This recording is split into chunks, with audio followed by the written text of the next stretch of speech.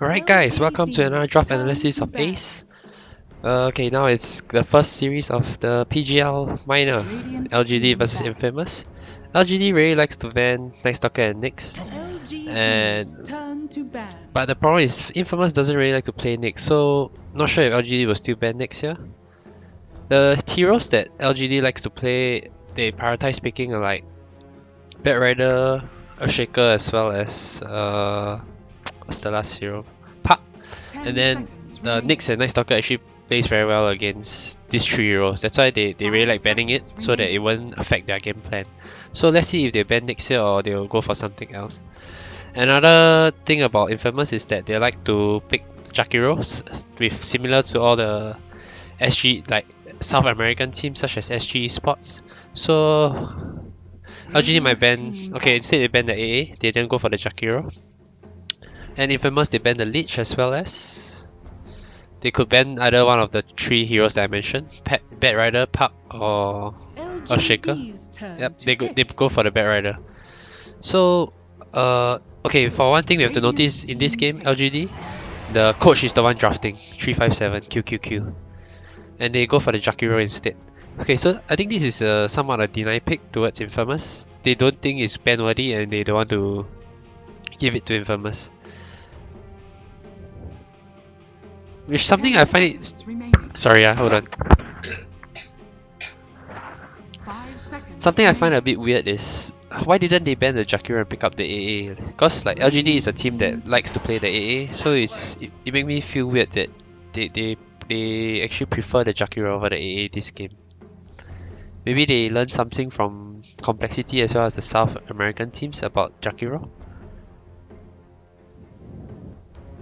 Okay, anyway, moving on. Infamous go for the Clockwork, and Clockwork is mostly played on the position 4 for them. The Schofield is the one who plays it, and he's pretty comfortable on the hero as well. And yeah, Infamous goes for the Puck. Okay, so the three heroes that I mentioned, Puck, Earthshaker, as well as Bat Rider, they are actually the three highly contested heroes of this series.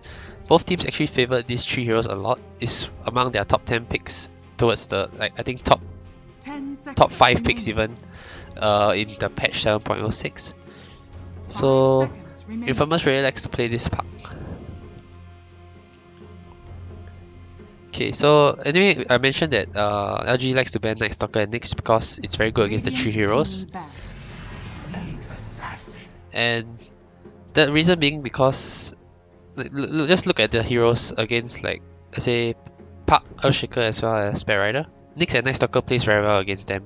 Why? Because you see Nyx and Night Stalker has a silence against Puck, and the vision game that Night Stalker provides in the night, as well as once you get Aghanim's, the Bat Rider is his vision. If you are a Bat Rider playing against Night Stalker, the vision you get is going to be so limited. It's going to be very hard for you to get the initiation in.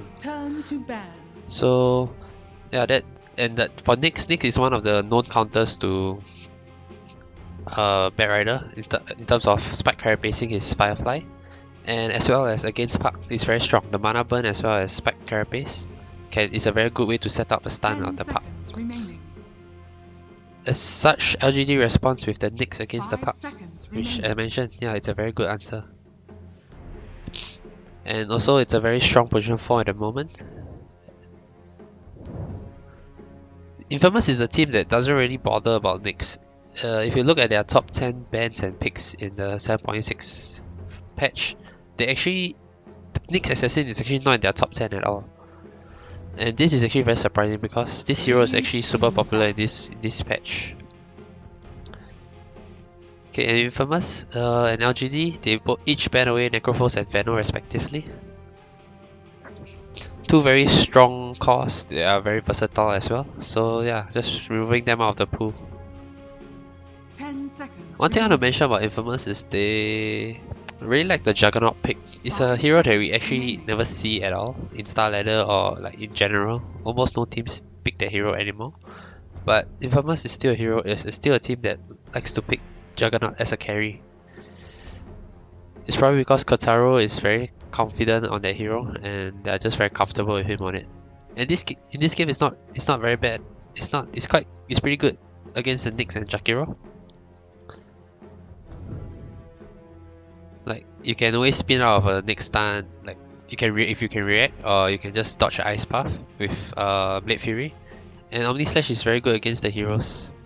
You won't get spike carapace when you're Omni Slashed, and Jakiro has no answer to you unless he gets a U Scepter. Infamous bans the Bloodseeker. This is a surprising ban though, because Infamous is the team that actually likes to play this Bloodseeker. But maybe because they know something about this hero that is going to be strong against what they're planning to pick up. So yeah. Bloodseeker, the silence is good against Puck, although it's hard to get it off, but if let's say you manage to stun Puck and follow up with a silence, it's pretty guaranteed that the Puck is going to die. There's also a chance like they are planning to pick something like Anti-Mage here or Savant, that's why they want to ban the Bloodseeker. And LGD bans the Viper, a very strong lane dominator in the current meta.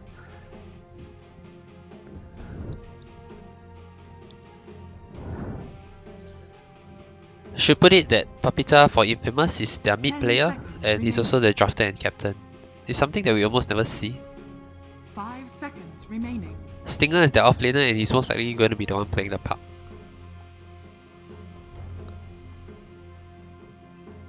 The Puck is going to have a rather hard lane, I would say, especially against the Nyx Assassin. The Nyx Assassin, in the early game, he can just go over and mana burn him, and he'll take a lot of damage because of the natural high mana pool of Puck in the early game. And yeah, depending on the carry that LGD picks, of course. But I wouldn't see the Puck having a good game in this first game. Infamous, they go for the position 5 Shadow Shaman here. This draft feels a bit reverse in the sense that Shadow Shaman is the pick that Yao likes to play as a position 5. But I guess with Leech and Jakiro gone, there isn't much other position 5 that Infamous is comfortable playing. AA as well is banned, so yeah, Shadow Shaman could be their next option. It's good at pushing, it has a good lockdown. The only problem is it's pretty immobile. So if LGD picks a fast-paced lineup, the Shadow Shaman might be a bit difficult to keep up. But at the very least, they have Puck and Clockwork, which are pretty fast-paced, especially if playing on Puck.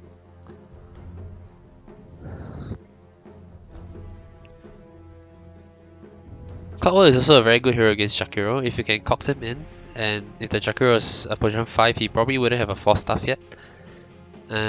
He's probably gonna die because it's very hard for you to get off any spells or like even the right clicks to destroy the cox. He's gonna have to rely on his teammate for 4 staff or just his positioning to prevent the hook shot from coming onto him. LGD, they go for maybe Ember Spirit. Ember has known to be a very good answer to Puck just because sharing chains doesn't allow Puck to phase shift, and it's actually really strong that way. The only downside is Shadow Shaman has an instant lockdown, but until Shadow Shaman gets a blink, Ember Spirit should be perfectly fine as long as he doesn't misplay anything. The thing about Infamous is currently they have the lineup to deal with the Ember. They have a hook shot into a Puck silence, and if the Shadow Shaman can close the distance in time, he can get off the Hex or Shackle. It's gonna take a bit to kill this Ember though. So with already one space creating Ember Spirit, LGD might go for another... what's that word to use? Another mobile carry or like hard to kill carry so that they can create even more space. If Infamous is going for one of the carry, the other one will be farming and vice versa. So that's one approach that some teams can use. Although it might seem a bit greedy, but if your opponent is unable to punish it with their lineup, then yeah, it's a high possibility. Infamous goes for the Lifestealer here. They already have 2 vehicles, one on the Puck and Clockwork, and if Shadow Shaman gets a blink, there will be a 3rd vehicle for the Lifestealer. It's very good against the heroes of LGD. Jakiro can't do anything against the Lifestealer, and Nyx Assassin, he usually wants to spike Carapace to block damage or buy himself time. but with reach on lifestealer, that's not going to be an option. And already having two vehicles is a very good sign for lifestealer. Like, this is a very aggressive lineup for Infamous, and if they win a fight, they can take towers very easily because of Shadow Shaman wards. Radiant team back. And in general, lifestealer does a lot of damage to towers as well, especially if he gets the Desolator. And LGD goes for the Terrorblade for army. As I mentioned, you can, with the Ember Spirit, is like a space creating core in this game. You can pick a more greedy carry for your team, so they go for the Terrorblade. And not only that, Terrorblade is one of the best carry counter against lifestealer. Just because lifestealer can't deal with illusions, and Terrorblade, he can just his right click is insane. He doesn't care about rage.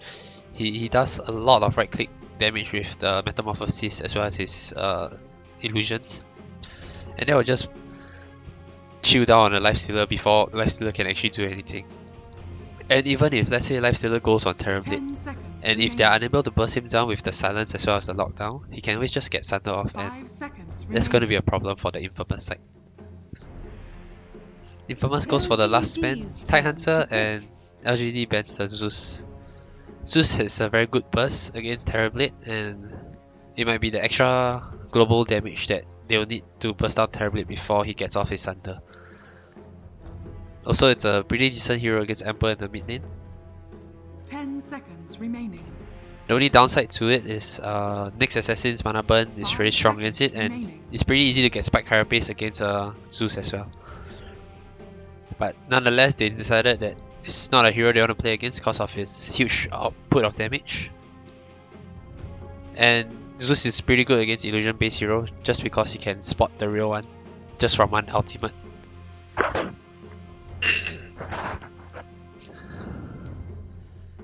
Infamous decided to ban the Tidehunter because LGD is a lineup, a team that likes to play, that makes sure they have a big ultimate to set up. Like, they want to have a big team fight ultimate in their lineup, be it the Earthshaker or Tidehunter or Faceless Void. But in this game, they don't have anything of that sort yet, and so the Tidehunter is a pretty reasonable ban. Instead, LGD goes for the off-lane Winter Wyvern, a very good space creating hero.